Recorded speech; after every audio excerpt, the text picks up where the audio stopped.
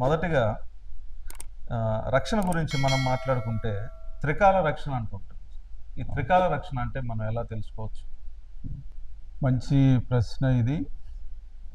Bible గ్రంథం అంతట్లో వర్తమాన భూత భవిష్యత్ కాలాల్లో రక్షణ అనేది ఉంది. రక్షణతో పాటు లోకంలో పాపం కూడా ఉంది. కనుక ఈ రక్షణ ఏదేను తోటలో ఆదాము అవిధేయుడు అయినప్పటి నుంచి ఈ రక్షణ కార్యం గాడ్స్ ప్లాన్లో రక్షణ అనే దాని గురించి దేవుడు ఆలోచన చేస్తూ క్రమపరుస్తూ వచ్చాడు.